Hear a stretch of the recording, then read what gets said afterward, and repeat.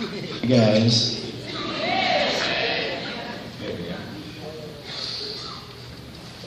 Good evening, ladies, gentlemen, parents, graduates, friends, family, and other miscellaneous pets, minions, and henchmen. Sorry, hench persons, we mustn't forget our manners.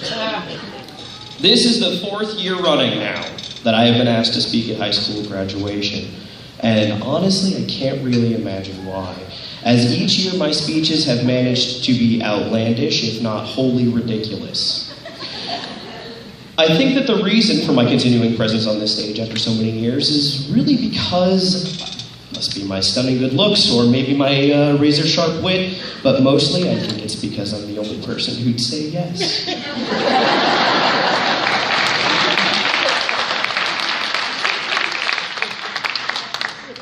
So, this being my 4th year, what have I learned? Well, writing graduation speeches is incredibly difficult. Again, honestly, I really don't know why I keep agreeing to do it. If you ask many of the students up here, though, they'd probably tell you it's because I enjoy the sound of my own voice. Now, while that may be true, I do believe that it's mostly due to the fact that I like having the opportunity to be one of the last people to speak to you before you guys leave our watch. Now, as I say this, I find myself in somewhat of a quandary. What do I say to you all sitting here, all dressed up like wizards in your caps and gowns and pointy hats? Is there any advice that I can give you that you have not already been given before by those far wiser and far more eloquent than myself? Unlikely. Is there any advice that I, at your age, would have taken from my teachers? In all honesty, probably not. So what final bit of counsel do I give to you guys before I send you on your way? Should I tell you to follow your heart? In truth, I cannot advise this. The heart is but a fist-sized, 4-chambered lump of muscle located roughly in the center of your chest that pumps blood throughout the body as a central part of your circulatory system. But less literally, it is changeable, it is fickle, and ultimately incredibly stupid when it comes to important life decisions.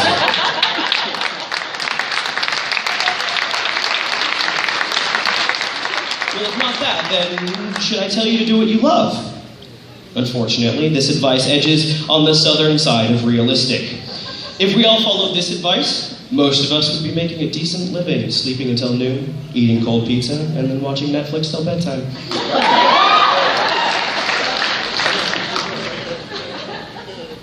Do I say that the world is your oyster? Which is really a weird statement, especially if you're allergic to shellfish. Do I say that you've been gifted with some of the most advanced technology in human history? Technology that is growing exponentially every single day. Do I talk to you about how you have the greatest opportunity for advancement, both socially and economically, of any generation in American history? While all of these things are true, let's face it, they're just hackneyed cliches that every generation tells their high school graduates. Well, I mean, minus the Netflix stuff, that's pretty recent. I know that it's my general tone to laugh and hopefully evoke some laughter from you guys here in these speeches, but I want to be incredibly serious with you guys right now, and I want to give you guys a warning. It's not by coincidence that our media is filled with depictions of superheroes in post-apocalyptic landscapes. Don't get me wrong, we are not without hope. We are simply becoming more and more disenchanted with everything that we see around us. George R.R. Martin, the author of the Game of Thrones series and the destroyer of everything that we love, once said, "Fantasy is silver and scarlet, indigo and azure, obsidian veined with gold and lapis lazuli. Reality is plywood and plastic, all done up in mud brown and olive drab. Reality is the strip malls of Burbank, the smokestacks of Cleveland, and a parking garage in Newark. Fantasy is the towers of Minas Tirith, the ancient stones of Gormenghast, and the halls of Camelot. Fantasy flies on the wings of Icarus. Reality on Southwest." Why do our dreams become so much smaller when they finally come true? You see, we want more. We want better. We were promised rocket boots and Pokemon, And what we got was the swine flu and Kimye. You have, as individuals and as a group, an enormous variety of choice. You are also facing some of the largest obstacles imaginable. Your obstacles are rarely physical. Your generation doesn't have a Berlin Wall. You guys have a firewall. Your obstacles are ideological and economic and social, and they are rooted deep in those that hold on to power and tradition with the vice grip of a rivaling that of your average crocodile.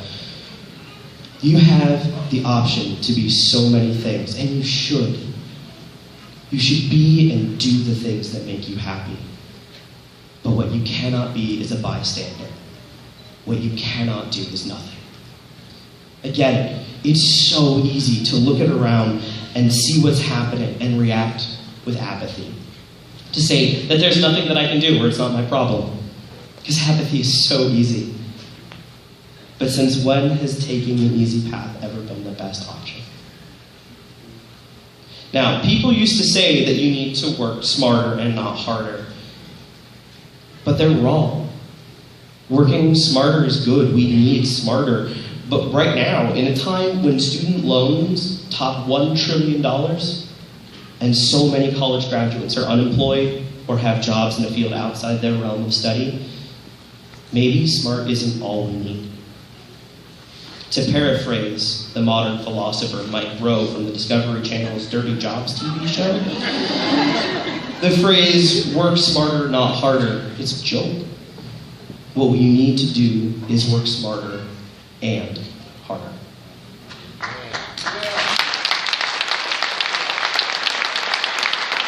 See, it doesn't matter what you choose as your profession. You can and should choose a career that gives you joy, something that you can do every day and get more out of it than a paycheck. But I entreat you, whatever you do it with passion, be involved, be aware, and be present. Do not let the stubborn will of those who came before you force you so hard into a state of apathy that you stop trying to change things for the better. Because here's the truth. You, and each and every one of you, has something that no other generation in the entirety of human history has ever had. You have you.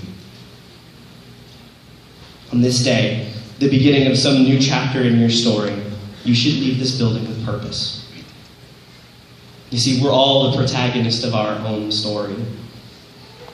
You should try. No, you should work. And you should work harder, and you should work smarter to be the hero of someone else's story, too. To all of you here, I give you my honest and sincere congratulations. And the most important last little bit of advice that I can give, which I impart to you now, just as I have given to all of those who have gone before you. Don't panic, and always know when you're telling us.